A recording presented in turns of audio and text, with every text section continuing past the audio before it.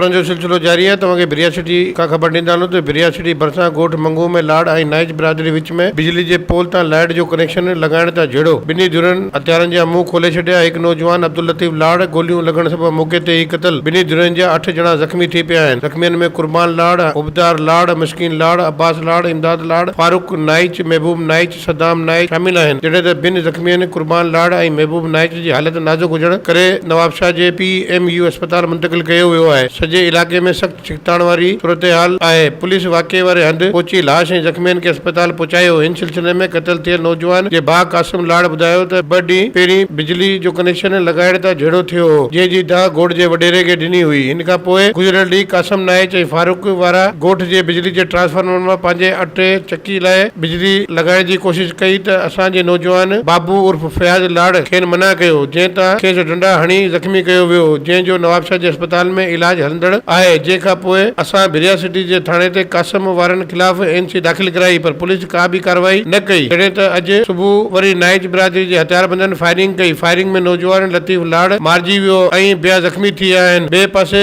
मुख़ालिफ़ धुर जे ज़ख़्मियुनि फारूक नाइच ॿुधायो त लाड़ धुर जा माण्हू बिजली जा बिल अदा न कयो, जंहिं सबबि संदसि ॻोठ जी लाइट सेपको वारनि पोल मां कटे छॾी हुई। जंहिंखां पोइ लाड़ चोरी जी लाइट लॻाए रहिया हुआ। असां रोकियो त झेड़ो थियो। असांजा 3 नौजवान ज़ख़्मी थिया आहिनि। हिन सिलसिले में DSP बिरिया अब्दुल समी वेसर ॿुधायो त इतला मिलण सां पुलिस वाक़े वारे हंधि पहुची ज़ख़्मियुनि ऐं लाश खे खणाए बिरिया सिटी अस्पताल पहुचायो। लाश जो पोस्टमार्टम कयो वियो आहे ऐं ज़ख़्मियुनि जो इलाज हलंदड़ आहे। जॾहिं त ज़ख़्मियुनि खे अलॻि-अलॻि वार्डनि में मुंतक़िल करे पुलिस एहलकार मुक़रर कया विया आहिनि, जीअं त वधीक छिकताण पैदा न थिए। मक़तूल जे भाउ जी फ़रियाद ते केस दाख़िल कयो वियो आहे ऐं जल्द हिन वाक़े में मुलवस सभु जवाबदारनि खे गिरफ़्तार कयो वेंदो। अहिड़े वाक़े जा इतला मिलण खां पोइ नून लीग अॻवान फयाज़ लाखो बि बिरिया सिटी अस्पताल पहुची मक़तूल सां हर मुमकिन ताउन जो यकीन दहियानी कराई आहे। वधीक ख़बरनि ऐं तफ़सील लाइ विज़िट कयो अवामी news Facebook page, YouTube page ऐं अवामी न्यूज़ वेबसाइट।